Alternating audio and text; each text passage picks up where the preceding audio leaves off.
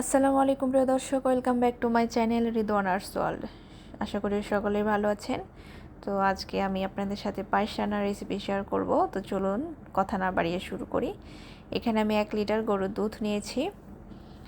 এখানে লিকুইড দুধ ব্যবহার করেছি। আপনারা চাইলে গুঁড়া দুধ দিয়েও কিন্তু করতে পারেন পায়েসটা। তো সেক্ষেত্রে গুঁড়া দুধ প্রথমে এভাবে পানি দিয়ে লিকুইড করে নেবেন। তো পায়েসের জন্য আমি এখানে 3টা উপাদান নিয়েছি। সেটা হচ্ছে যে 2টা তেজপাতা, 2টা দারুচিনি এবং নিয়েছি 2টো সাদা এলাচ এবং এখানে স্বাদ মতো চিনি কিন্তু অবশ্যই দিতে হবে। এটা তো আপনারা সকলেই জানেন আশা করি। তো আমি চিনির পরিমাণটা বেশি দিব, যেহেতু আমার এখানে চালটা একটু বেশি নিয়েছি। আমি এখানে 1 লিটার দুধের জন্য প্রায় 2-3 মুঠ চাল ব্যবহার করেছি। আপনারা অল্প দুধ, যেমন হাফ কেজি দুধের মধ্যে এরকম 1 মুঠ চালও ব্যবহার করতে পারেন।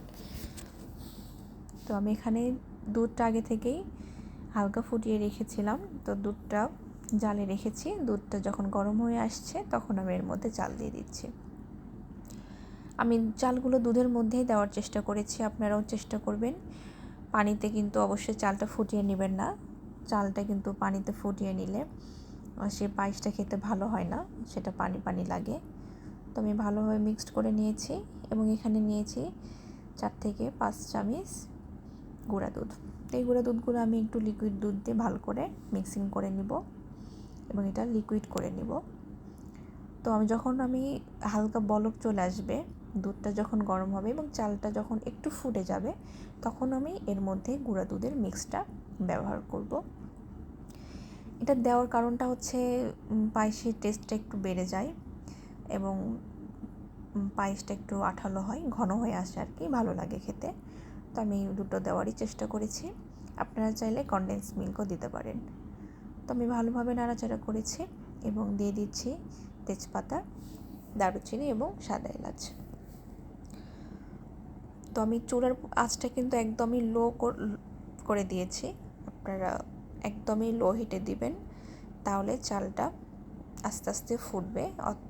তাছাড়া কিন্তু যদি জালের পরিমাণটা বেশি দেন, এদিকে দেখা যাচ্ছে চালও ফুটে নেই, এখন আবার দুধটাও শুকিয়ে গেছে, সেক্ষেত্রে কিন্তু পায়েসটা ভালো হবে না। তো অনবরত আমি নাড়তে থাকবো, আপনারাও কিন্তু নাড়তে থাকবেন, তাছাড়া নিচে কিন্তু লেগে যাবে। তো আমি এখন এর মধ্যে চিনি দিয়ে দিচ্ছি। আমি চিনিটা একটু তাড়াতাড়ি দিলাম, কেননা চিনি থেকে পানি বের হয়ে আসে এবং চিনিটা তাড়াতাড়ি দিলে পানিটা দুধের সাথে জাল হয়ে যায়। তাছাড়া পরবর্তীতে চিনি দিলে কিন্তু পানি পানি হবে পায়েসটা। তো দেখতেই পাচ্ছেন এবার আমার চালটা প্রায় ফুটে এসেছে। এখন আমি একটা হ্যান্ড হুইস দিয়ে ভালোভাবে একটু ঘেঁটে দিব, একটু মিক্সড করে নেব, যেন যে চালটা ফোটার পর মানে যে ভাতটা থাকে সেটা একটু নরম করার জন্য, কারণ আমি একদম দানা দানা রাখবো না। আপনারা হ্যান্ড হুইস না থাকলে একটা ডাল ঘুটনির সাহায্য করতে পারেন। তো দেখুন কত সুন্দর হয়েছে, একদম খুব বেশি পাতলাও হয়নি, আবার খুব বেশি ঘনও কিন্তু হয়নি। তো পায়েসটা এরকমই কিন্তু ভালো লাগে, খুব বেশি একদম দানা দানাও ভালো লাগে না। তো আমার রেসিপিটা কেমন হয়েছে অবশ্যই কিন্তু আমাকে কমেন্ট করে জানাবেন। তো আমি বিকালের দিকে এটা বানিয়েছি এবং রাতের বেলা পরিবেশন করছি। তো একটু সাজানোর জন্য নিয়েছি কাঠবাদাম, কাজু বাদাম এবং কিশমিশ। তো আমি এখানে কিশমিশ দিয়ে দিচ্ছি। এগুলো কিন্তু অবশ্যই সৌন্দর্য বাড়িয়ে দেয় এবং স্বাদটাও দ্বিগুণভাবে বাড়িয়ে দেয়।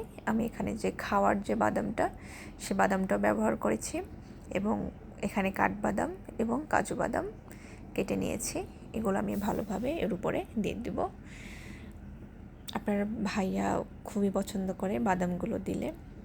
তো দেখতে পাচ্ছেন কত সুন্দর হয়েছে, দেখতেও যেমন সুন্দর, খেতেও কিন্তু অসম্ভব টেস্ট হয়েছিল। তো আমার রেসিপিটা কেমন হয়েছে অবশ্যই কিন্তু আমাকে কমেন্টে জানাবেন।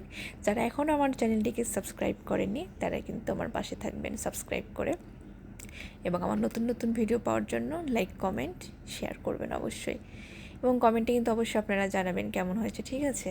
তো সকলে ভালো থাকবেন, সুস্থ থাকবেন। আজকের মতো বিদায় নিচ্ছি। আসসালামু আলাইকুম।